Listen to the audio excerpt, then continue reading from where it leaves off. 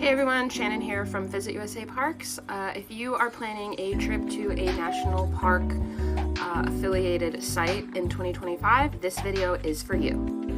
If you're not sure if the place you're going to is a national parks affiliated site, you can go to NPS.GOV. That's not our website. We are not government affiliated. We're an independent agency, but NPS.GOV will have all 400 national park affiliated sites listed on their website. Those include national forests, national parks, national monuments, national battlegrounds, all of those. So go double check it there. So first things first, we know that thousands of national park positions were terminated over the last week or two as part of the Department of the Interior cuts.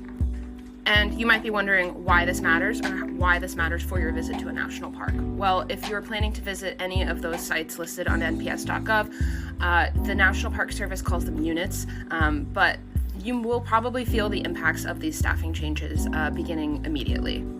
And a lot of these impacts are only going to probably get worse as the summer travel season kicks up. Now, it's important to note that this video is not to fearmonger or discourage you from visiting. Actually, now more than ever, the national parks need our support, but it's important that you visit responsibly, and you can do that just by managing your expectations. Okay, so the first thing you can definitely expect is fewer rangers, and what this means for a national park property is that there will be fewer people around to do things like unlock bathrooms, to work visitor center welcome desks and answer your questions, even just to man the entrance gates and things like that. So expect some longer lines at the entrances. We're already hearing reports at some national parks that lines have significantly increased already. There's also going to be a decrease in maintenance of any kind. So that includes bathroom maintenance, trash disposal, trail maintenance. All of those things are going to be impacted by these cuts. Limited services, again, we already talked about some of the kind of day-to-day things, but also expect that visitor centers will be closed. You'll have limited access to bathrooms. Educational exhibits will also probably be part of those areas that no longer can be open.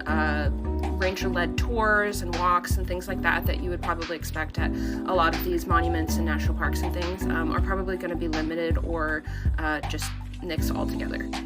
And the other thing that you can expect is the unexpected closures and cancellations. So we're already hearing about campsites, cabins, things like that require booking on a national park property are starting to severely limit their availability or canceling altogether.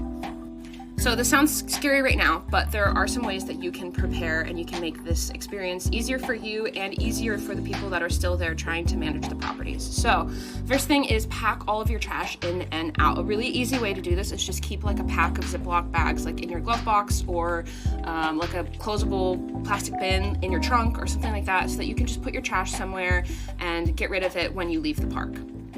The other thing you're going to want to bring is your own first aid kit and your own emergency kit. So along with rangers not being as prevalent on the properties, there's also going to be limited access to search and rescue operations and teams. A lot of them are volunteer based, so just come prepared if you do have any sort of emergency as best as you can.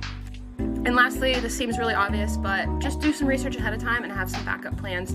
Have like a plan B, a plan C, maybe even a plan D in case your national park or location closes or there's an unexpected cancellation. A lot of national parks have really amazing state parks and other public lands around them that are just as stunning that you might still have access to. Now, again, on the NPS.gov list of sites, it does include things like national forests and BLM lands, but those properties might not have as major impacts as places like really popular national parks. So just have a few options ready just in case.